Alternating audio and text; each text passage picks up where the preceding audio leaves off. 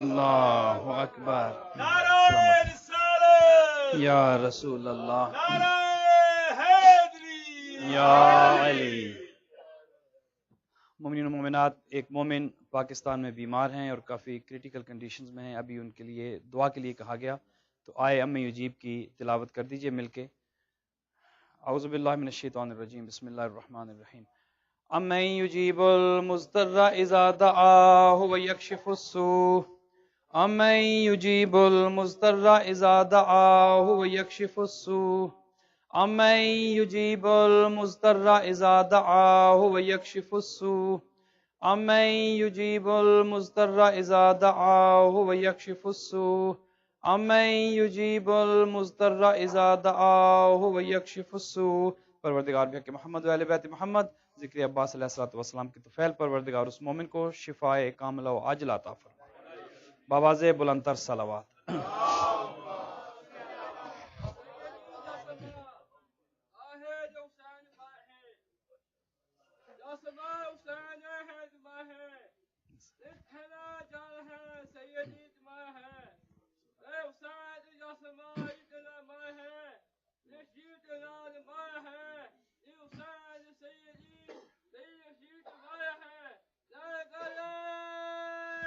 حیدری آئے، ماشاءاللہ، لا حول ولا قوة الا باللہ العلی العظیم۔ رب اشرح لی صدری ویسر لی امری واحلل عقدۃ من لسانی یفقہوا قولی۔ اعوذ باللہ من الشیطان اللعین الرجیم، بسم اللہ الرحمن الرحیم۔ الحمدللہ رب العالمین، الحمدللہ کما هو اہلہ، الصلاة والسلام علی سیدنا و نبینا و طبیب قلوبنا وشفیع ذنوبنا وسید ثقلین جد الحسن والحسین ابی القاسم محمد۔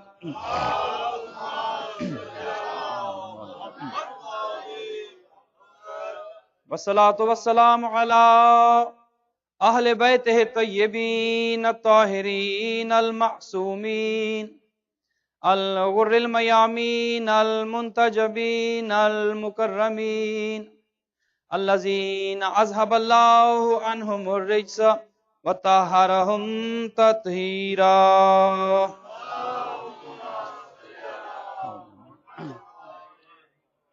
سیما بقیت اللہ فی الارضین، روحی و ارواح العالمین للتراب مقدمہ الفدا۔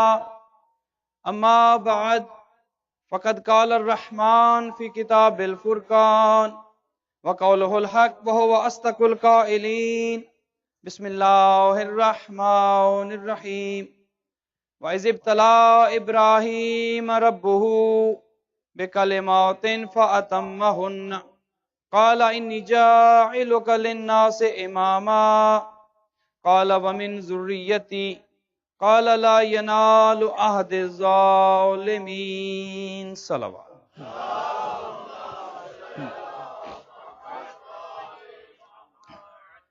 مومنین و مومنات، برادران اہل سنت و اہل تشیع، جیسا کہ آپ کی خدمت میں ہر روز اس عنوان کا تکرار ہوتا ہے کہ جس کے ذیل میں ہماری یہ گفتگو چل رہی ہے، اور آج میں یہ سمجھتا ہوں کہ اس کو کسی نتیجے پہ لے کے جائیں۔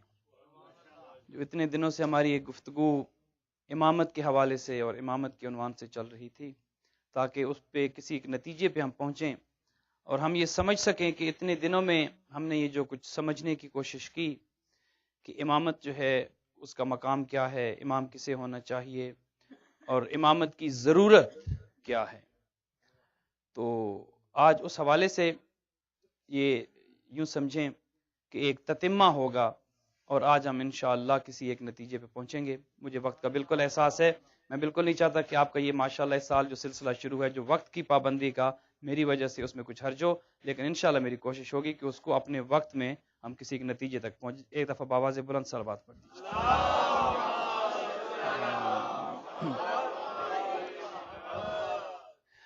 آپ کی خدمت میں اور قبل اس کے کہ میں کچھ عرض کروں، ایک دعوت ہے اور دعوت فکر ہے. وہ یہ کہ جو کچھ بھی آپ کی خدمت میں اتنے دنوں سے عرض کر رہا ہوں اور آپ کی سماعتوں تک ایک پیغام ہے کہ جس کو پہنچانے کی کوشش کر رہا ہوں، اس پیغام کو ہم نے بغیر کسی تعصب کے ایک کسی فیصلے تک پہنچنا ہے. اس میں کوئی تعصب نہیں ہے، اس میں کوئی ضد نہیں ہے، اس میں کسی کی کوئی زبردستی نہیں ہے. ہم نے یہ دیکھنا ہے کہ جس ہستی کا اور جس عہدے کا اتنے دنوں سے ذکر ہو رہا ہے، چونکہ ہر عقل جو ہے، اللہ نے انسان کو جو عقل کی نعمت سے نوازا ہے، ہر انسان باشعور انسان جو ہے وہ خود ایک نتیجہ اخذ کر سکتا ہے. انسان کا ضمیر وہ اس کے سامنے وہ حق کو رکھ دیتا ہے اور انسان جو ہے وہ سمجھ سکتا ہے کہ حق کیا ہے. یہ اب انسان پہ ہے کہ وہ سمجھتے ہوئے اس حق سے ہٹ جائے. یہ اب انسان پہ ہے. انسان یہ نہیں کہہ سکتا کہ میں حق کو سمجھ نہیں پا رہا. یہ اللہ نے جو انسان کو عقل دی ہے، یہ جو ضمیر ہے، یہ انسان یہ ہر روز دستک دیتا ہے. اور یہ پیغام حق جو ہے یہ ہر روز، چونکہ روح جو ہے جب نفس انسان کو برائی کی طرف لے کے جاتا ہے، گناہ کی طرف لے کے جاتا ہے، ان النفس لامارۃ بالسوء، تو اللہ نے ایک ایسی قوت کو رکھا ہے کہ جو انسان کو ہدایت کی طرف لے کے جاتی ہے. جب بھی شیطان یہ کوشش کرے گا کہ انسان کو گمراہ کرے، انسان کی روح جو ہے وہ فوراً کوشش کرے گی نہیں انسان کو راہ راست پہ لے کے آئے. تو یہ دونوں جنگیں جو ہے یہ انسان کے اندر ہر وقت جو ہے وہ چل رہی ہیں. اب یہ انسان پہ ہے کہ انسان کس کا حکم مانتا ہے، وہ نفس کی بات کو سنتا ہے یا وہ روح کی بات کو سنتا ہے. تو یہ جب ہم کسی چیز کو دیکھتے ہیں اور پرکھتے ہیں اور ہم کوئی نتیجہ اخذ کرنے کی کوشش کرتے ہیں، تو یقیناً شیطان جو ہے، چونکہ شیطان نے تو اللہ سے یہی کہا تھا نا کہ میں صراط مستقیم پہ بیٹھوں گا، میری یہ بھرپور کوشش ہوگی کہ میں اس راستے پہ کسی کو نہ چلنے دوں. تو یہ آپ کی خدمت میں عرض کروں کہ آسان راستہ نہیں ہے. جب آپ اس راستے پہ چلنے کی کوشش کریں گے تو یقیناً شیطانی قوتیں اس راستے کی راہ میں رکاوٹ بنیں گی. لیکن جب انسان ایک حقیقت اس پہ آشکار ہو جائے، ایک مقام و مرتبہ اس پہ آشکار ہو جائے، اس کے بعد بھی اگر انسان صحیح فیصلہ نہ کر سکے تو اب اللہ کا وہی ارشاد کہ انا ہدیناہ السبیل اما شاکرا و اما کفورا، میں نے تو دونوں راستے دکھا دیے. تو یہ اب فیصلہ جو ہے یہ میں آپ کے اذہان عالیہ پہ چھوڑتا ہوں کہ فیصلہ جو ہے وہ آپ نے کرنا ہے. جس ہستی کا ہم ذکر کر رہے ہیں امامت کے حوالے سے، اور آپ کی خدمت میں یہ بھی عرض کیا کہ ہم نے ایک شخصیت کو جو ہے وہ عنوان بنایا اور ہم اس ہستی کے ذیل میں گفتگو کر رہے ہیں، لیکن یہ اذہان عالیہ میں محفوظ رہے کہ یہ فضائل جو ہم پڑھ رہے ہیں، یہ جو ذکر ہم کر رہے ہیں، یہ ذکر فقط علی ابن ابی طالب کا نہیں ہے. یہ فضائل فقط علی ابن ابی طالب کے نہیں، ہمارا عقیدہ اور ایمان یہ ہے کہ علی کے تمام بیٹے جو ہیں، جو آئمہ ہیں، تمام آئمہ کے فضائل یہ ذہن میں یہ نہ رہے کہ یہ مقام صرف علی ابن ابی طالب کا ہے، باقی آئمہ کا یہ مقام نہیں ہے. ہمارے ہاں جو آئمہ کا، جو امامت کا، آپ یہ سمجھیے کہ یہ ذکر امامت کا ذکر ہو رہا ہے. علی ابن ابی طالب چونکہ ہمارے پہلے امام ہیں، وہاں سے امامت کا جو ہے وہ پیغمبر اکرم کے بعد ایک سلسلہ چلا، اس لیے ہم نے امیر المومنین علی ابن ابی طالب علیہ الصلوۃ والسلام.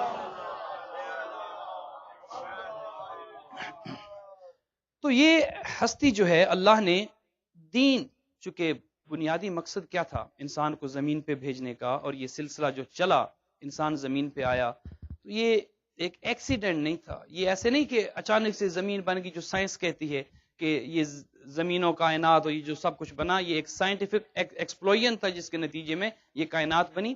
دین اس کو ماننے کے لیے تیار نہیں ہے. یہ پری پلانڈ تھا. اللہ جو ہے، اللہ نے انسانوں کو خلق کیا اور انسانوں سے پہلے بہت سی مخلوقات کو خلق کیا. انسان جو ہے یہ اول مخلوق نہیں ہے، انسان تو بہت بعد میں خلق ہوا. سب سے پہلے اللہ نے وہ ذوات مقدسہ خلق کیے. اس لیے فرمایا کہ کن تو کنزن مخفیت، میں تو چھپا ہوا خزانہ تھا، پھر میں نے چاہا کہ اپنے آپ کو متعارف کراؤں، پہچانا جاؤں، پھر میں نے کچھ ہستیوں کو خلق کیا. تو یہ جو ہیں یہ توحید کا تعارف ہیں. یہ ذوات مقدسہ جو ہیں یہ توحید کا تعارف ہیں. تو اللہ نے جب دین، چونکہ ان الدین عند اللہ الاسلام، پسندیدہ دین اللہ کے نزدیک اسلام ہے، تو اس اسلام کو جب اللہ نے دین کے طور پہ چن لیا تو ضروری تھا کہ اس دین کو لوگوں تک پہنچانے کے لیے ایک وسیلہ بھی ہو، ایک ذریعہ بھی ہو۔ اور آج وہ جو لوگ وسیلے کے قائل ہیں وہ یہ کہتے ہیں کہ اللہ جو ہے وہ شہ رگ سے زیادہ قریب ہے، ہمیں وسیلے کی ضرورت نہیں ہے۔ تو یہ ایک مثال انسان کے لیے کافی ہے کہ اگر وسیلے کی ضرورت نہ ہوتی تو اللہ تو علی کل شیء قدیر ہے، خدا کو تو کسی وسیلے کی ضرورت نہیں ہے۔ اگر وسیلے کی ضرورت نہ ہوتی تو اللہ جبرائیل امین کا انتخاب کبھی نہ کرتا۔ وہی بھیجنے کے لیے اللہ جبرائیل کا محتاج نہیں ہے، وہ چاہتا تو اپنا وہ پیغام پیغمبر تک خود پہنچا دیتا۔ تو جب اللہ نے بھی ایک وسیلے کو چنا ہے، اللہ نے بھی ایک وسیلے کا انتخاب کیا ہے، تو اس کا مطلب یہ اس لیے کہا کہ یا ایھا الذین آمنوا اتقوا اللہ وابتغوا الیہ الوسیلہ۔ قرآن کا حکم ہے، قرآن کا فرمان ہے کہ اللہ سے ڈرو اور اللہ تک پہنچنے کے لیے وسیلہ تلاش کرو۔ وسیلہ تلاش کرو۔ وسیلہ جو ہے، اور دین کو کیسے سمجھیں ہم، امامت کو کیسے سمجھیں ہم، فلسفہ دین کو کیسے سمجھیں ہم، وجہ تخلیق کو کیسے سمجھیں ہم، جب تک وسیلہ سامنے نہ ہوگا ہم اس کو نہیں سمجھ سکتے۔ تو وسیلہ جو ہے وہ بنیادی ضروری ہے۔ تو اللہ نے جب اپنے دین کو چن لیا اسلام کے طور پر اور اس دین کو بنی نوع انسان تک پہنچایا اپنے نبیوں کے ذریعے، تو وہ نبی وسیلہ بنے۔ اب ان نبیوں کو اللہ نے تقویت دی، اور یہ قرآن کی آیت ہے سورہ حدید میں، تشریف رکھتے ہیں حافظ صاحب، سورہ حدید میں اللہ نے یہ کہا کہ وَأَنزَلْنَا الْحَدِيدَ فِيهِ بَأْسٌ شَدِيدٌ وَمَنَافِعٌ لِلنَّاسِ وَلِيَعْلَمَ اللَّهُ مَن يَنصُرُهُ وَرُسُلُهُ۔ سورہ حدید کی آیت میں اللہ نے ارشاد فرمایا کہ اللہ نے ایک چیز کو، جسے کہ لوہے سے اللہ نے گردانا، کہ اللہ نے اس لوہے کو آسمان سے نازل کیا۔ انزلنا الحدید فیہ بأس شدید، اور اس لوہے میں شدید لڑائی ہے۔ اب آج کے دور میں اگر کسی سے آپ یہ بات کریں کہ قرآن کہتا ہے وَأَنزَلْنَا الْحَدِيدَ، ہم نے لوہے کو نازل کیا، تو سائنس تو یہ کہتی ہے کہ لوہا نازل نہیں ہوتا، یہ تو معدنیات میں سے ہے، یہ تو میٹل ہے، یہ تو پہاڑوں سے نکلتا ہے، زمین سے نکلتا ہے، لوہا آسمان سے نازل نہیں۔ تو سائنس اس چیز کو ماننے کے لیے تیار نہیں ہے۔ تو ضروری ہے کوئی ایسا سورس اور ایسا ذریعہ ہو کہ آپ ان لوگوں تک جو اسلام کو نہیں مانتے، ان لوگوں تک کہ جو آپ کے قرآن کو نہیں مانتے، آپ ایک ایسا لوہا دکھا سکے کائنات کو کہ لوگ ماننے کے لیے تیار ہو جائیں کہ ہاں کوئی لوہا ایسا تھا کہ جو آسمان سے اترا تھا۔ اب قرآن کی عزت کا سوال ہے، قرآن کی عزت کا سوال ہے۔ قرآن نے یہ کہہ دیا کہ ہم نے لوہے کو آسمان سے نازل کیا سورہ حدید میں۔ اب وہ کون سا لوہا ہے، وہ کیوں نازل، اور پھر قرآن نے یہ کہا وَمَنَافِعٌ لِلنَّاسِ، اور اس میں فائدہ بھی ہے۔ اس لوہے میں کیا ہے؟ فائدہ بھی ہے، منفعت ہے۔ اور اس لوہے کو نازل کرنے کی وجہ کیا ہے؟ قرآن کہتا ہے وَلِيَعْلَمَ اللَّهُ، اللہ جانتا ہے، مَن يَنصُرُهُ، کہ اللہ کی مدد کون کرتا ہے۔ اللہ اکبر۔ وَلِيَعْلَمَ اللَّهُ مَن يَنصُرُهُ، اللہ جانتا ہے کہ اللہ کی مدد کون کرتا ہے۔ اب آج ہم پہ فتوے لگاتے ہیں کہ یہ یا علی مدد کیوں کہتے ہیں؟ بھیا قرآن پڑھ لیں، اللہ جانتا ہے کہ اللہ کی مدد کون کرتا ہے۔ تو جب اللہ یہ کہہ رہا ہے کہ اللہ اس کو جانتا ہے جو اللہ کی مدد کرتا ہے، ہم یا علی مدد کہتے تو کیسے ہو گیا؟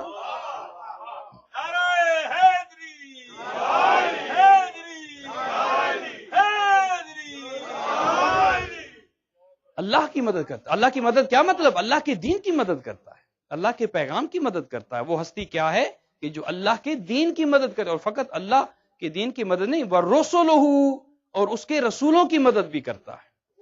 اب وہ ہستی، آئیے دیکھتے ہیں کہ وہ ہستی کون سی ہے کہ جو اللہ کی بھی مدد کرتی ہے سورہ حدید کی آیت کے مطابق۔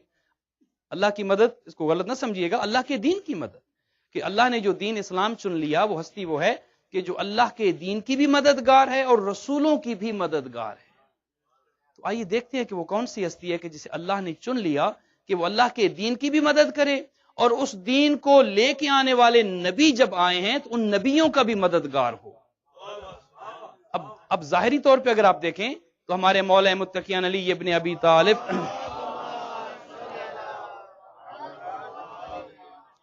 حضرت کی جو ظاہری زندگی ہے وہ تو پیغمبر اکرم کے ساتھ کا دور ہے، کسی اور نبی کے ساتھ کا دور نہیں ہے۔ حضرت کی جو اپنی ظاہری زندگی ہے، یہ تو ہمارا عقیدہ ہے کہ حضرت ہر دور میں موجود رہی، وہ تو ان ذوات مقدسہ میں سے ہیں کہ جو تمام مخلوق کی خلقت سے پہلے خلق کیے گئے۔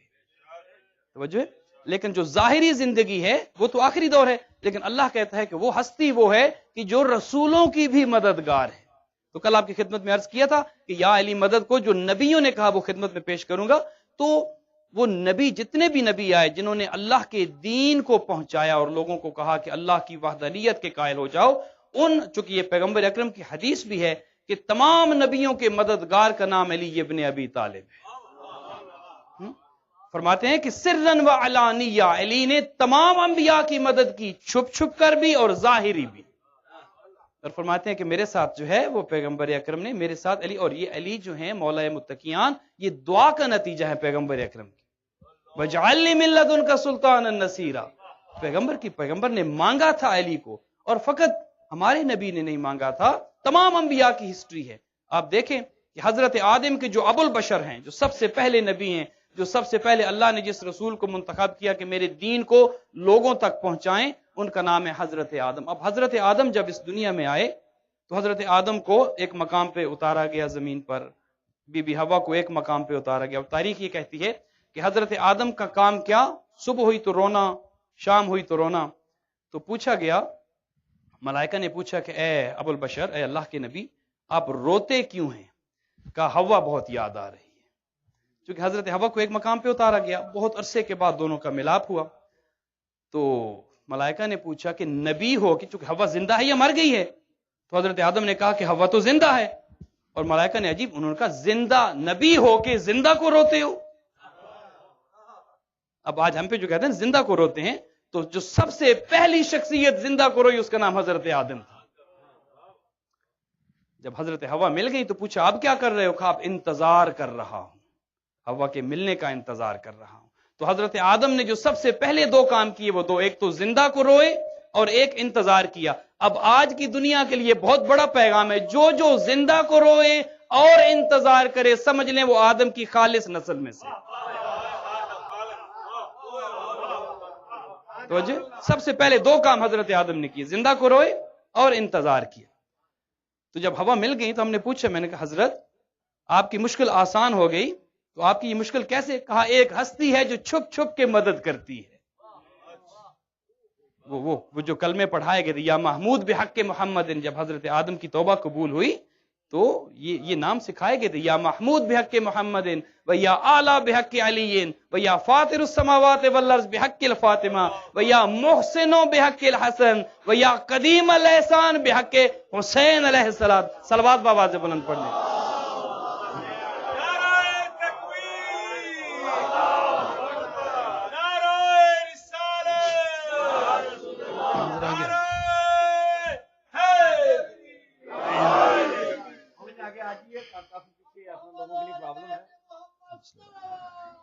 اللہم صلی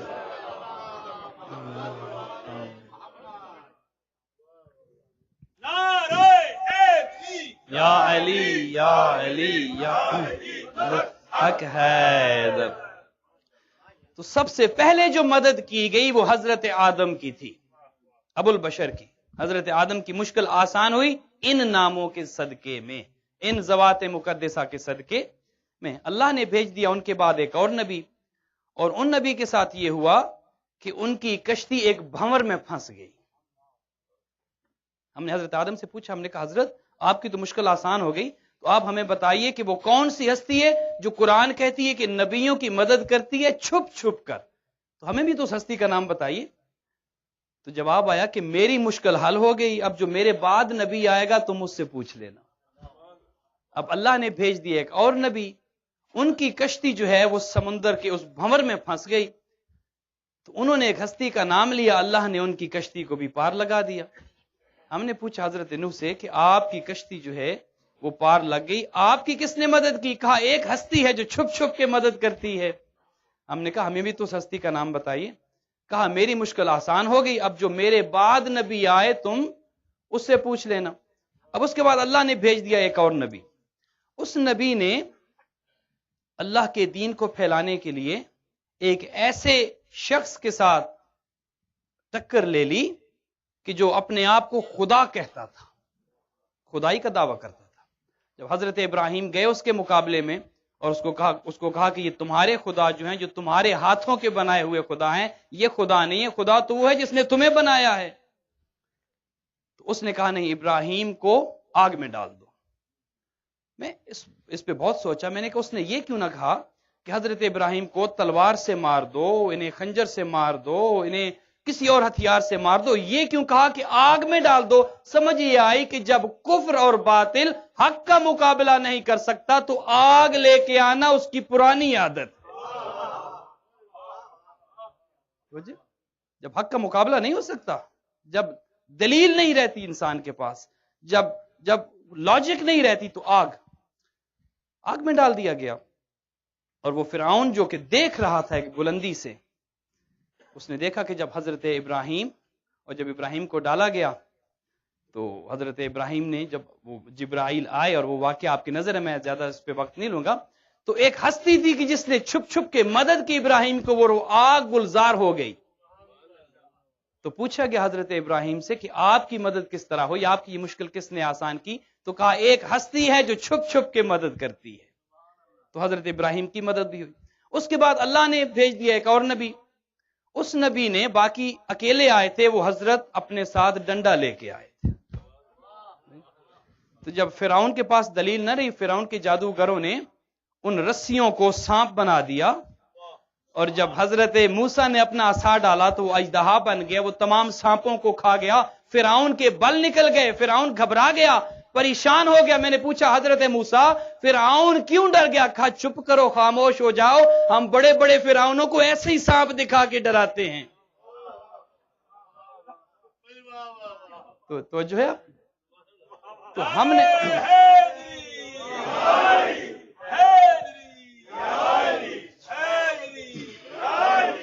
ہم نے پوچھا کہ آپ کی یہ مشکل کس طرح حل ہو گئی؟ اور حضرت موسیٰ کے ایک جملہ اور سن لیجئے کہ جب حضرت موسیٰ اس دریائے نیل سے گزرے اور وہ پانی جو، وہ دریا جو تھا، اور یہ ایک سوال پوچھا گیا تھا امام حسن علیہ السلام سے بھی،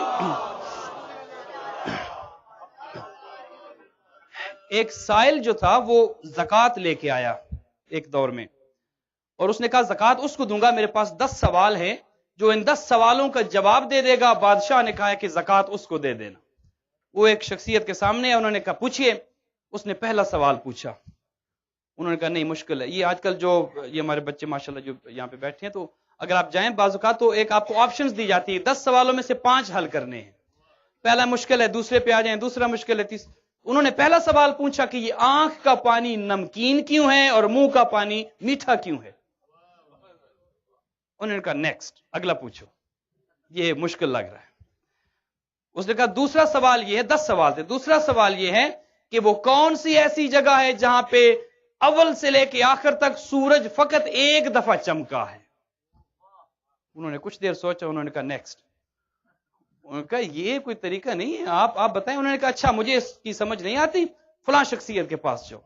وہ زکوٰۃ لے کر اور وہ سارا مال لے کر اور سوال لے کر ایک اور صاحب کے پاس پہنچ گیا، انہوں نے پوچھا، وہ بھی لاجواب ہو گئے۔ انہوں نے کہا نہیں، ایک دروازہ ہے جو ہماری بھی مدد کرتا ہے اور تمہاری بھی مدد کرے گا، اللہ، وہاں چلے جاؤ۔ تاریخ نے لکھا کہ وہ شخص وہاں آیا، اس نے کہا کہ میں نے کچھ پوچھنا ہے، اور وہ رک گیا وہاں پہ۔ حضرت نے کہا، امیر المومنین بیٹھے تھے، حضرت نے کہا اللہم، حضرت نے کہا کہ میں بتاؤں یا میرا وہ چھوٹا بچہ بتائے جو وہاں کھڑا ہے؟ اللہ اکبر۔ امام حسن علیہ السلام تشریف رکھتے تھے۔ وہ شخص گیا وہاں پہ، اس نے وہ سوالات کرنا شروع کر دی اور حضرت جواب دیتے گئے۔ اور یہ جو سوال تھا کہ وہ کون سی جگہ ہے کہ جہاں پر فقط ایک دفعہ اول سے لے کے آخر تک سورج چمکا، حضرت نے کہا وہ جگہ تھی جب حضرت موسیٰ اس دریائے نیل سے گزرے تھے اور وہ پانی شک ہو گیا تھا، راستہ بن گیا تھا، حضرت گزر گئے، وہ پانی پھر مل گیا، سورج فقط ایک دفعہ چمکا تھا، اب قیامت تک وہاں سورج دوبارہ نہیں چمکے۔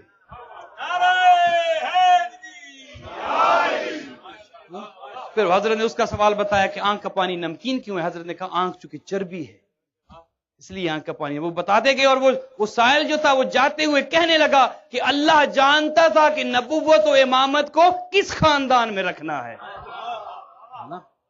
یہ اللہ جانتا تھا، اللہ کا علم تھا کہ کون حقدار ہے اس امامت و نبوت کے۔ تو وہ حضرت موسیٰ وہاں سے گزر گئے۔ ہم نے کہا حضرت آپ کی مشکل آسان ہو گئی، کچھ ہمیں بھی تو بتائیے وہ کون سی ہستی ہے جس نے آپ کی مدد کی؟ کہا ایک ہستی ہے جو چھپ چھپ کے مدد کرتی ہے، اس نے میری مدد کی، جو نبی میرے بعد آئے گا تم مجھ سے پوچھ لینا۔ اس کے بعد اللہ نے بھیج دیا ایک اور نبی، اس نبی کو اس ہستی کو بلانے کی اتنی جلدی تھی کہ آنے کے لیے باپ کا انتظار بھی نہیں کیا۔ اللہ اکبر۔ اور جب اس ہستی کو یہاں پہ ڈھونڈتے رہے، ڈھونڈتے ڈھونڈتے وہاں چلے گئے اور جانے کے لیے موت کا انتظار بھی نہیں، اتنی جلدی سے گزر گئے وہ ہستی۔ اس نے ان نبیوں کی مدد کی، اور اس کے بعد جو آخری نبی کی مدد جب انتہائی جلدی سے گزر رہا ہوں ان مراحل میں سے، تو وہ ہستی جو حضرت آدم سے لے کر تمام انبیاء کے ساتھ دین کی مدد کرتے آئی، اور وہ آخری پیغمبر کے دور میں انہوں نے دین کی مدد کی، پیغمبر کی مدد کی، اللہ کے دین کی مدد کی۔ تو اس ہستی کو ہم سمجھنے کی کوشش کر رہے ہیں کہ وہ ہستی کیا ہے۔ اور اس ہستی کا ایک چیز اور یہ ذہن میں رکھیے کہ تمام انبیاء کی محنت اپنی جگہ پہ، تمام انبیاء نے دین کی تبلیغ کی، محنتیں کی، مشقتیں برداشت کی، تکالیف برداشت کی ایک جگہ پہ۔ پیغمبر اکرم کی خود اپنی زندگی 40 سالہ زندگی کا دور اعلان نبوت سے پہلے اور 23 سال زندگی اعلان نبوت کے بعد تمام تبلیغ کی، تکالیف برداشت کی، نماز پہنچا دی، روزہ پہنچا دیا، حج پہنچا دیا، اور آخری وہ کون سی چیز ایسی رہ گئی تھی کہ اللہ نے کہا تھا اے میرا حبیب تم نے یہ نہ پہنچایا تو کچھ نہیں پہنچایا۔ تو وہ کون سی چیز ہے کہ جو اگر دین میں نہ ہو تو دین نامکمل ہے؟ وہ سمجھنے کی ضرورت ہے کہ وہ کون سی چیز ہے کہ جو دین میں نہ ہو۔ تو پیغمبر کو اللہ نے کہا کہ اگر تم نے یہ نہ اعلان کیا، تم نے اگر یہ نہ پہنچایا تو گویا تم نے کچھ نہیں پہنچایا۔ اور بلکہ اس کے جو الفاظ ہیں، یہ آیت آپ کی سنیے، وَإِن لَمْ تَفْعَلْ، یہ نہیں کہا کہ اگر تم نے اس کی تبلیغ نہ کی تو تم نے کچھ نہیں کیا، نہیں، فرمایا اگر تم نے یہ کر کے نہ دکھایا، اگر تم نے یہ اور پیغمبر نے جب اعلان کر دیا اس کا، تو وہ حارث کا واقعہ کہ جب حارث آیا اور اس نے کہا اللہ کے رسول آپ نے کہا نماز پڑھو، ہم نے پڑھی، آپ نے کہا روزہ رکھو، ہم نے رکھا، آپ نے اس دفعہ حج کروایا، ہم نے کیا، آپ نے جو کچھ کہا ہم نے کر لیا، اب اپنے بھائی کو ہم پہ تھوپ کے جا رہے ہیں۔ یہ سوال تھا۔ اور اللہ کا نبی جو رحمت اب دیکھیے امامت کی ضرورت کتنی ہے اور امامت کتنی اشد ضروری ہے دین میں، اس سے بڑھ کے آپ کو جو ہے کیا پیش کروں گا، چونکہ دین کی ضرورت اتنی ہے امامت میں۔ اس شخص نے کہا کہ سب کچھ منوا لیا آپ نے، نمازیں پڑھوائیں، دین پورا سکھایا، اب یہ جو امامت بتا کے جا رہے ہیں کیا یہ آپ اپنی مرضی سے کہہ رہے ہیں یا یہ اللہ کا حکم ہے؟ تو پیغمبر نے کہا نہیں، یہ امامت جو ہے یہ میں اپنی مرضی سے، چونکہ وما ينطق عن الهوى ان هو الا وحی یوحى، میں تو اس وقت تک نطق نہیں کرتا جب تک اللہ کی وحی نہ ہو۔ تو یہ اللہ، اس وقت اس شخص نے کہا کہ اگر یہ اللہ کی طرف سے ہے تو اللہ مجھ پہ عذاب نازل کرے، سأل سائل بعذاب واقع۔ تو اللہ جو ہے، اللہ نے یہ تاریخ کا پہلا واقعہ ہے کہ جب اللہ سے کسی نے عذاب مانگا تو عذاب نازل ہوا۔ اللہ کے رسولوں کی مخالفت کی گئی، اللہ کے رسولوں سے بغض رکھا گیا، خود اللہ کی کتنے آئے جنہوں نے خود خدائی کا دعویٰ نہیں کیا، تو اللہ نے کسی پہ عذاب نازل نہیں کیا۔ اللہ اپنی مخالفت برداشت کر سکتا ہے، اللہ اپنے رسولوں کی مخالفت برداشت کر سکتا ہے، لیکن جب کوئی علی کے مقابلے میں آتا ہے تو اللہ اس کے لیے زیرو ٹالرنس رکھتا ہے۔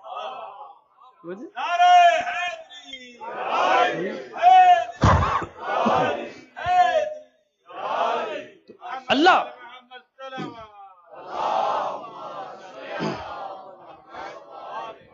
علی کے دشمن کے لیے کوئی رعایت نہیں ہے، یہ قرآن کا فیصلہ ہے، یہ نبی کا فیصلہ ہے۔ اس لیے کہا کہ یا علی انتا کا کعبۃ فی الارض، پیغمبر اکرم نے کہا یا علی آپ کی مثال تو اس طرح سے ہے کہ جس طرح زمین پہ کعبہ ہے، جس طرح زمین پہ کعبہ ہے، یا علی آپ کا مقام یہ ہے۔ تو امامت کی اگر ضرورت نہ ہوتی، اور دشمن جو تھے، جو کفار تھے اور بہت سے لوگ، وہ آخری وقت تک امید سے تھے کہ یہ دین جو ہے جو پیغمبر لے کے آگے ہیں، یہ دین ختم ہو جائے گا، یہ پیغمبر کی زندگی کے ساتھ ختم ہو جائے گا اور یہ دین باقی نہ رہے گا۔ اس لیے وہ سورہ کوثر جو نازل ہوئی، اور جب لوگ یہ کہتے تھے کہ پیغمبر کی اولاد نہیں ہے، نعوذ باللہ پیغمبر جو ہیں وہ ابتر ہیں، تو اللہ نے سورہ کوثر نازل کی۔ اب دو خاندان ہیں، ایک وہ خاندان ہے جو ابتر ہے اور ایک وہ خاندان ہے جو کوثر ہے۔ سورہ کوثر زندہ معجزہ ہے کہ آج وہ کہنے والے پیغمبر کو کہ آپ کا پیغام ختم ہو جائے گا، آپ کی نسل قطع ہو جائے گی، آپ کا دین آپ کے ساتھ دنیا سے چلا جائے گا، تو اللہ نے سورہ کوثر کو بھیج کر یہ قیامت تک کے لیے اعلان کر دیا کہ اے حبیب، جو تجھے کہتے تھے تو ابتر ہے، ان کی نسل باقی نہ رہے گی، تیری نسل تو قیامت تک کے لیے باقی رہے گی۔ نقوی ہیں، زیدی ہیں، بخاری ہیں، آج دنیا کے جس کونے میں چلا جائے پیغمبر کی نسل باقی ہے اور ان کا نام لینے والا باقی نہیں ہے۔ یہ اللہ کا وعدہ ہے۔ تو کفار جو ہیں وہ آخر وقت تک امید سے تھے کہ شاید جب پیغمبر اس دنیا سے چلے جائیں تو ہم اپنے مقصد میں کامیاب ہو جائیں، لیکن الیوم یئس الذین کفروا من دینکم، یہ وہ دین تھا کہ جس دن امامت کا اعلان ہو گیا۔ اللہ، امامت کا اعلان ہو گیا، امامت تو پہلے سے تھی، اعلان جس دن ہو گیا، قرآن نے کہا کہ الیوم یئس الذین، اے میرے حبیب آج کفار تیرے دین سے ناکام ہو گئے ہیں، آج مایوس ہو گئے ہیں، آج ان کی امیدوں پہ پانی پھر گیا ہے، اور ان کی امیدوں پہ پانی پھرتا ہے کہ جن کے ارادے جو ہیں وہ مٹی میں مل جائیں، جن کی سازشیں ختم ہو جائیں۔ تو یہ امامت تھی کہ جس نے اللہ کے دین کو باقی رکھا، یہ امامت تھی کہ جس نے اللہ کے دین کو باقی رکھا، اور پیغمبر اکرم نے جس امامت کا، اور اسی لیے جب اس دنیا سے گئے تو جو دو چیزیں چھوڑ کے گئے، آج ہمارے لیے پیغمبر کی ذات چونکہ اللہ کو جان دینی ہے اور ہر شخص سوچ سکتا ہے اس بات پہ، چونکہ ضد جو ہے وہ اس حارث میں تھی، اور یہ ایسا وائرس ہے کہ جب انسان ضد پہ اٹ جائے تو انسان تباہ ہو جاتا ہے، اس کی دنیا بھی برباد ہو جاتی ہے، اس کی آخرت بھی برباد ہو جاتی ہے۔ اس حارث نے وہ حکم نہیں مانا اور وہ تباہ و برباد ہو گیا۔ تو پیغمبر نے جب اس دنیا سے پردہ کیا تو دو چیزیں چھوڑ کے گئے، وہ حدیث آپ کی خدمت میں عرض کی، تارکم فیکم الثقلین کتاب اللہ و عترتی اہل بیتی، اور یہ حدیث جو ہے یہ متفق علیہ ہے، یہ ہمارے برادران کی کتب میں موجود ہے۔ اگر فقط کہہ کے جاتے کہ قرآن چھوڑ کے جا رہا ہوں تو ہمارا آپ سے اختلاف کوئی نہیں تھا۔ اب پیغمبر نے چونکہ دو چیزیں چھوڑی ہیں، ایک وہ امامت کا راستہ چھوڑا ہے اور ایک قرآن چھوڑا ہے، اور پھر کہا کہ جب تک دونوں کے ساتھ متمسک رہو گے تو کامیاب ہوگے۔ تو امام جو ہے یہ ضروریات دین میں سے ہے، امامت ضروریات دین میں سے ہے، اسی لیے چونکہ جب امام آپ کا کامیاب ہوگا تو وہ آپ کو بھی کامیاب کرا دے گا۔ لہذا یہ صراط مستقیم پہ جو امام رکھے، جو صراط مستقیم پہ، چونکہ جب آپ ایک شاہراہ پہ چلتے جا رہے ہیں اور آپ نے ایک غلط ایگزٹ لے لیا، کہاں سے کہاں نکل جائیں گے، انسان گمراہ ہو جائے گا، اور گمراہ اور تباہیوں میں اور ذلتوں میں اور ظلمات میں بھٹکتا رہے گا، اس کی تربیت نہیں ہو سکتی۔ اس کو صراط مستقیم دکھانے والا جب ایک انسان راہ صراط مستقیم سے اور ایک سیدھی راہ سے ہٹ جاتا ہے تو یہ وہ راہ ہے، یہ امامت وہ راستہ ہے، امامت وہ راہ ہے جو انسان کی سمت کا تعین کرتی ہے، جو انسان کو بلندیوں تک لے کے جاتی ہے، اور یہ امامت ہے۔ اور اسی لیے کوئی وقت ایسا نہیں، کوئی زمانہ ایسا نہیں جو کہ اللہ کے ہادی سے اور ہدایت کرنے والے سے خالی رہا ہو۔ اور آج اگر آپ یہ سوچیں، چونکہ آج کے دور میں بھی ہادی کی ضرورت ہے، اگر یہ امامت کا شعبہ نکال دیں آپ دین میں سے تو آپ کوئی ایسا ہادی نہیں دکھا سکتے جو انسان کی ہدایت کر رہا ہو آج کے دور میں۔ یہ فقط مکتب تشیع ہے کہ ہر دور میں ہادی رہا ہے، ہر دور میں ہدایت کرنے والا موجود رہا ہے، اور وہ ہدایت کرتے رہے ہیں اور انشاءاللہ قیامت تک کرتے جائیں۔ تو یہ دین کا جو انسٹیٹیوشن ہے، اس کے اندر امامت رکھ کے اللہ نے دین کو کامل کہہ دیا، دین کو مکمل کہہ دیا۔ اس سے پہلے نہیں کہا کہ الیوم اکملت لکم دینکم، دین تمہارے لیے کامل، اس سے پہلے نہیں کہا۔ نبوت تھی، رسالت تھی، پیغمبر کی زحمتیں تھیں، لیکن دین کو مکمل نہیں کہا گیا۔ کیا مطلب؟ کہ جب تک علی ابن ابی طالب کی محبت نہ ہو دین ناقص ہے، جب تک امامت نہ ہو دین میں، دین ناقص ہے، چونکہ اس سے پہلے دین تو پہنچ چکا تھا، پورے کا پورا دین پہنچ چکا تھا، لیکن امامت کا اعلان نہیں ہوا تھا۔ کہا کہ دین آج کے دن مکمل ہوا ہے۔ کس دن مکمل ہوا؟ جس دن امامت کا اعلان ہو گیا، جس دن اللہ کے حبیب نے دکھا دیا کہ میرے بعد یا علی انتا منی بمنزلت ہارون من موسیٰ، اے علی آپ کی مثال تو ایسی ہے کہ جس طرح موسیٰ کے ساتھ ہارون کی مثال تھی۔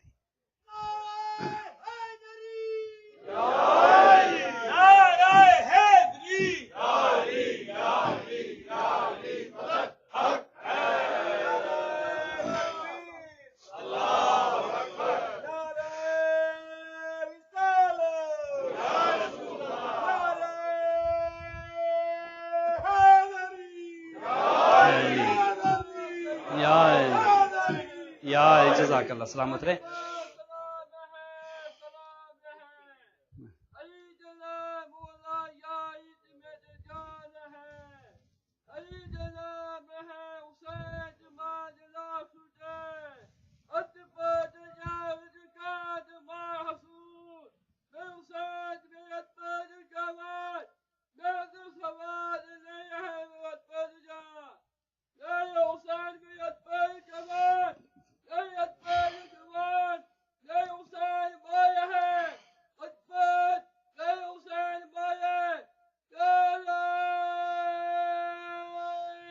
حیدری یا علی یا علی.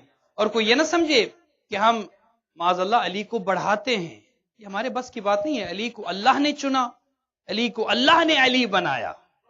بنانے والا بھی علی ہے، بننے والا بھی علی ہے. علی کو اللہ نے ہماری محبتیں اگر ہم علی سے محبت کرنا چھوڑ دیں تو علی کی ذات میں کوئی کمی واقع نہیں ہوتی.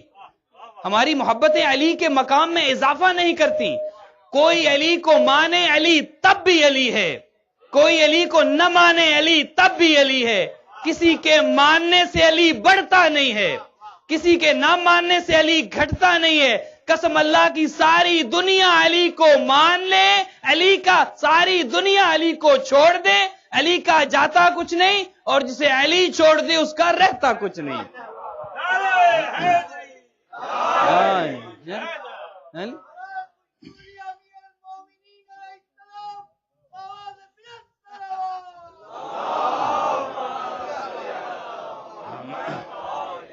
تو علی کی ہم ضرورت نہیں ہے، علی ہماری ضرورت ہے.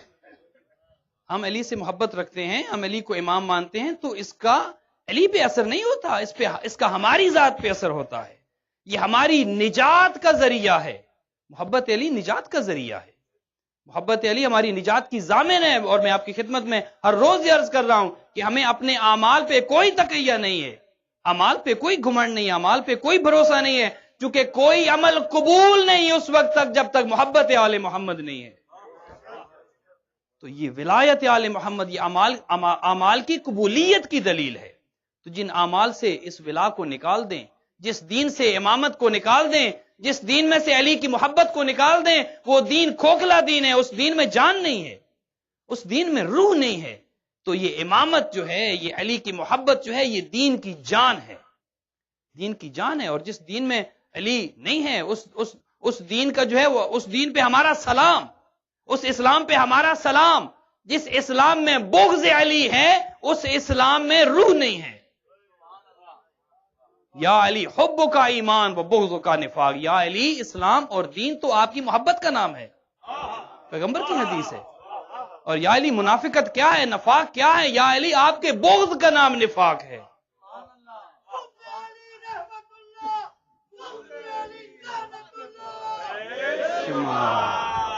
بے شمار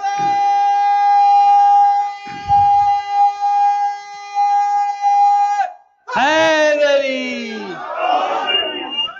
اور یہ پیغمبر کی حدیث ہے کہ لا يحب علی الا طاہر الولادہ، کہ جس کی ولادت پاک ہو وہی فقط علی سے محبت کرے گا. اور آپ کے پاس تشیع میں جو پیش نماز کی شرائط ہیں، ان میں ایک شرط یہ ہے کہ وہ حلال زادہ ہونا چاہیے. یہ ہمارے ہاں ایک معیار ہے. ہمارے ہاں اگر 2 رکعت کا جو پیش نماز ہے اس کا معیار یہ ہے، تو امامت کا معیار کیا ہوگا؟ جو نماز پڑھا رہا ہے اس کا ایک معیار ہے. آپ کا پیش نماز، آپ اگر سڑک پہ جا رہے ہیں اور راستے میں جاتے ہوئے آپ نے اگر کیلا لے لیے اور آپ کیلا یا کوئی فروٹ کھاتے جا رہے ہیں تو آپ کے لیے جائز ہے. اگر آپ کا پیش نماز چل بھی رہا ہے اور کھا بھی رہا ہے تو مکروہ ہے. ایک مقام ہے پیش نماز کا، ایک مرتبہ ہے پیش نماز کا، اور اس میں سے ایک شرط یہ ہے کہ وہ حلال زادہ ہونا چاہیے. اب آپ اگر کسی مسجد میں کسی اجنبی شہر میں آپ چلے جائیں اور نماز کا وقت ہو، شریعت یہ کہتی ہے کہ پیش نماز حلال زادہ ہونا چاہیے. آپ مسجد میں جائیں تو پیش نماز سے آپ یہ تو نہیں پوچھیں گے نا کہ حضرت آپ بتائیں. بھائی دین کا مسئلہ ہے، نماز کا مسئلہ ہے، واجب عبادت کا مسئلہ ہے، مذاق نہیں ہے. نماز ہے، اگر آپ نے کسی ایسے کے پیچھے نماز پڑھ لی آپ کی قبول نہیں ہے، اس کی وہ شرائط مکمل نہیں ہے، تو آپ کیسے پوچھیں گے؟ اللہ کے نبی نے یہ مسئلہ ہی آسان کر دیا. اللہ کے نبی نے یہ اعلان کر کے کہ یا علی آپ کی محبت ایمان ہے، آپ مسجد میں چلے جائیں، کچھ پوچھنے کی ضرورت نہیں ہے، فقط یہ کہہ دے السلام علیکم یا علی مدد. اگر تو کہہ دے مولا علی مدد تو پتہ چل جائے گا حلال زادہ.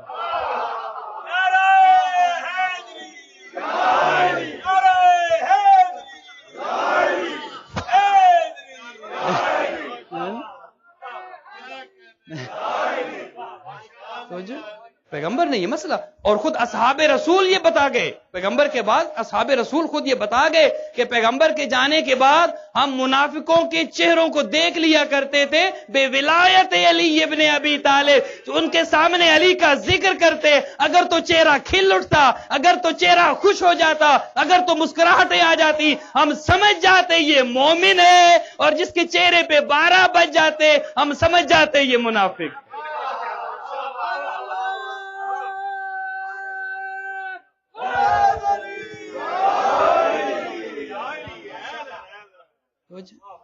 اس لیے پیغمبر نے ایک پیمانہ دے دیا، اور پیمانے سے یاد آیا پیمانہ، ہمارے پاکستان میں اس کو فٹا پیمانہ، اس میں بھی 12 انچز رکھی اللہ نے پیمانہ ہی 12 والا دے دیا، اس مسئلے کو ہی حل کر دیا اللہ نے کہ اطاعت کن کی کرنی ہے اور صراط مستقیم پہ ہیں کون۔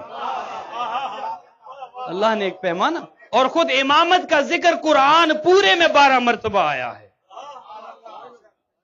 اس کا مطلب یہ ہے کہ امام ہونے ہی 12 چاہیے، اور یہ سال کے مہینے 12، لاجک ہے ان کے پیچھے، اگر انسان سوچے تو پتہ چل جاتا ہے صراط مستقیم کیا ہے، یہ بغیر کسی وجہ کے نہیں ہے 12 یہ دیکھ لیجیے، تو یہ ہر چیز کے پیچھے ایک وجہ ہے، ایک علت ہے۔ اب فیصلہ انسان نے کرنا ہے۔ اللہ نے دونوں راستے دکھا دیے، اللہ نے صراط مستقیم بھی دکھا دی، اور اللہ نے گمراہی کا راستہ بھی دکھا دیا۔ اب انسان چونکہ مرنا ہے، ایک زمانہ تھا کہ جب انسان 100 سال زندہ رہتا تھا، آج کی زندگی 60-70 سال سے زیادہ نہیں ہے، مر جانا ہے۔ یہ انسان کی ضد، یہ انسان کی ہٹ دھرمی، یہ انسان کا کسی کو نہ ماننا، یہ انسان کا اس پیغام کو دہرانا کہ ہمارے باپ دادا کا دین ہے اللہ کو جان دینی ہے، قبر میں جانا ہے، اپنا جواب خود دینا ہے۔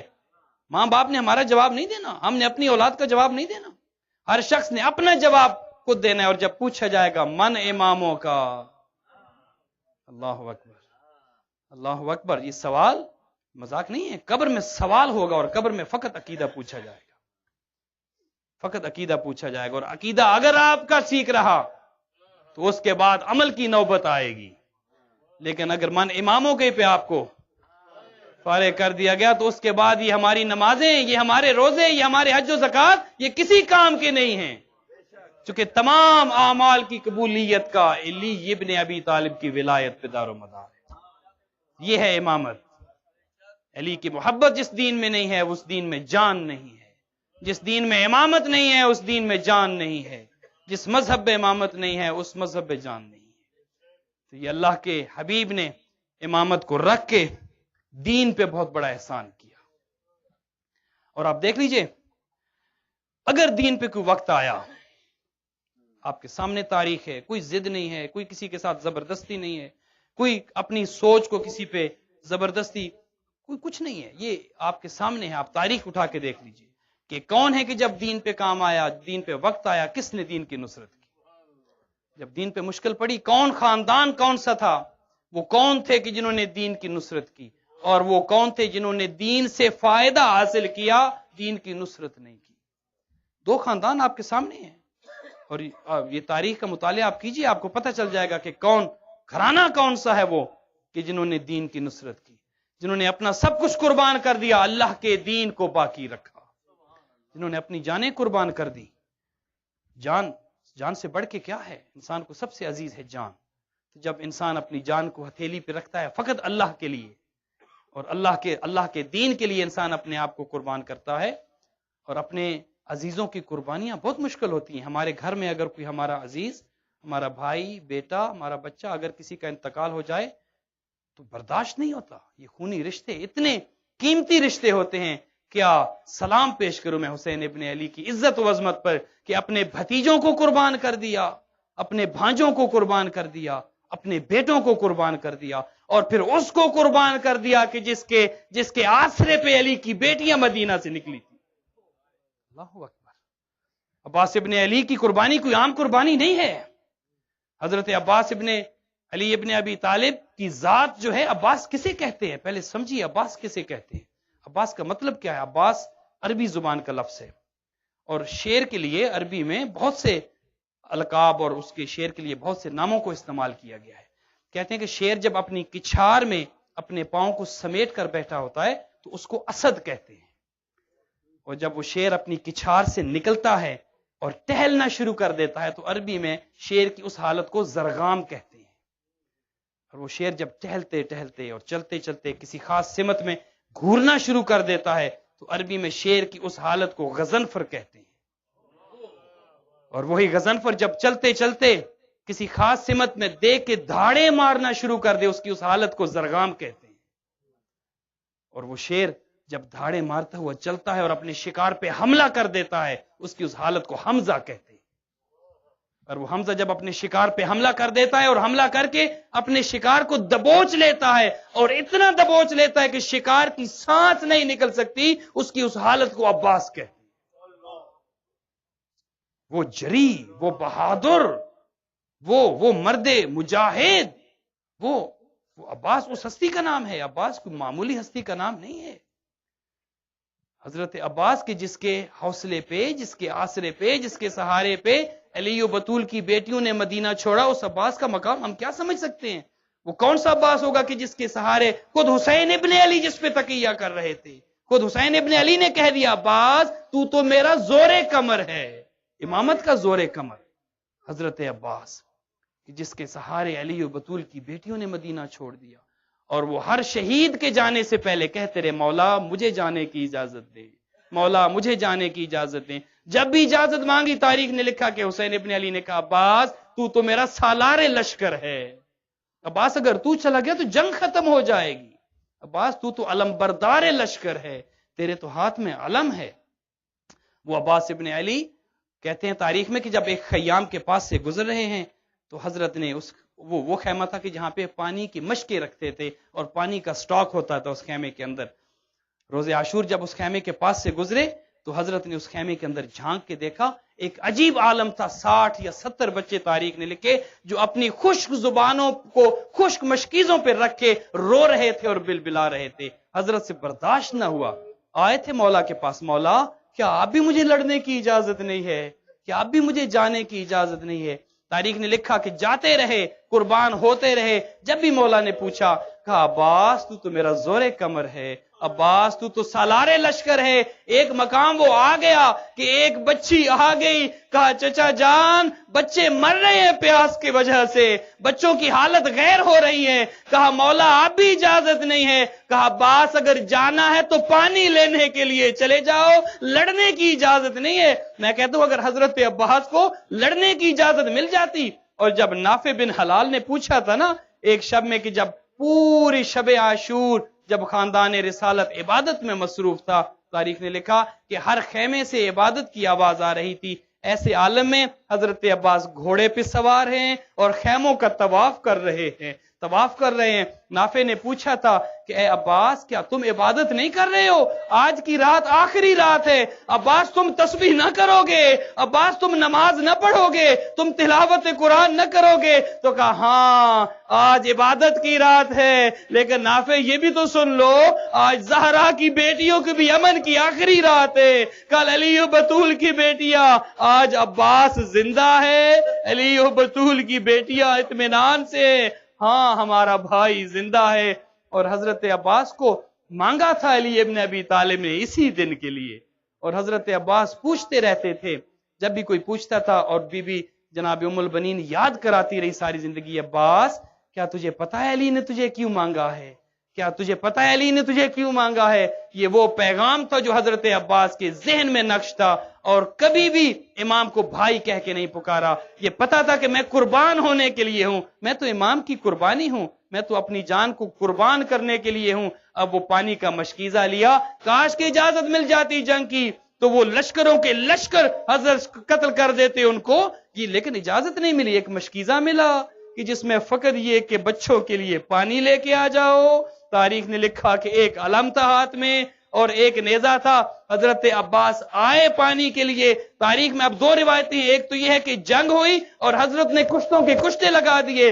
دوسری یہ روایت یہ کہ حضرت عباس کو آتا دے کر کسی میں جرت نہ تھی کہ وہ جنگ کرتے، بھاگے اور حضرت پانی پہ پہنچ گئے. پانی پہ پہنچ گئے، میری جان قربان ہو جائے وفا پر. جب پانی پہ پہنچے اور وہ پانی کو چلو میں لیا چلو میں لے کے دشمن نے کہا کہ پینا چاہتے تھے، میں نے کہا نہیں پینا نہیں چاہتے تھے، اٹھایا پانی پینے کو نہیں غلط قیاس ہے، اس لیے کہتے ہیں کہ اٹھایا پانی پینے کو نہیں غلط قیاس ہے، دکھا رہا ہے فوج یزید کو کیا اسی پہ قبضہ یزید ہے، ہم پی تو سکتے ہیں مگر وفا سے یہ بعید ہے۔ وہ پانی اٹھایا اور ڈال دیا اور اس مقام پہ گھوڑے سے کہا کہ تو پانی پی لے، تو بھی تو پیاسا ہے، لیکن گھوڑے نے کہا جس کا مولا پیاسا ہو میں کس طرح سے پانی پی سکتا ہوں۔ حضرت نے مشکیزہ بھرا اور واپس آنا شروع ہوئے۔ اب عباس کے دل میں ایک آس ہے، ایک امید ہے کہ ہاں وہ عباس جو سکینہ کو پانی پلانا چاہتے ہیں، جو اصغر کو پانی پلانا چاہتے ہیں،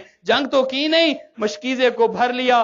اب آ رہے ہیں واپسی پہ کہ تاریخ نے لکھا ایک ظالم کی جو چھپ کے کھڑا تھا، اس ملاؤں نے ایک ایسا وہار کیا حضرت کے دائیں بازو پہ کہ بازو قلم ہو گیا۔ اب دائیں بازو کا قلم ہونا تھا، وہ جو مشکیزہ اٹھا رکھا تھا حضرت نے اس کو بائیں بازو پہ لیا، کوشش یہ ہے کہ خیام میں پہنچ جائے۔ گھوڑے نے جب یہ دیکھا کہ بازو تو قلم ہو گیا، حضرت نے کہا گھوڑے میرے بازو کو نہ دیکھ، پہنچ سکتا ہے تو خیام میں پہنچ جا، پانی پہنچ جائے۔ عباس کو بازو کا غم نہیں ہے، عباس کو بازو کا دکھ نہیں ہے۔ آگے جاتے ہیں کہ ایک اور ظالم نے ایک اور وار کیا اور حضرت کا بایاں بازو بھی قلم ہوا۔ اب بازو تو نہیں ہے، دل میں حسرت ہے کہ پانی پہنچ جائے، کاش حسین کے بچوں تک پانی پہنچ جائے۔ میری جان قربان ہے سرکار وفا، آپ کی وفاؤں پہ۔ اب اس مشکیزے کے تسموں کو دانتوں میں لیا، اب کوشش یہ ہے کہ پانی پہنچ جائے۔ اب جب ظالموں نے یہ دیکھا کہ پانی پہنچانے کی کوشش ہے، اب بازو تو نہیں ہے، عباس اب اس مشک کو بچائیں تو کیسے بچائیں؟ اب حضرت نے اس کو سینے کے نیچے لے لیا۔ اب دائیں سے بھی تیر آتے ہیں، بائیں سے بھی تیر آتے ہیں، کبھی اپنے جسم پہ تیروں کو ایک طرف سے لیتے، کبھی تیروں کو دوسری طرف سے لیتے ہیں۔ دل میں یہ حسرت ہے کاش یہ پانی خیام میں پہنچ جائے کہ اتنے میں ایک ظالم نے ایک ایسا تیر مارا، وہ تیر مشک میں لگا۔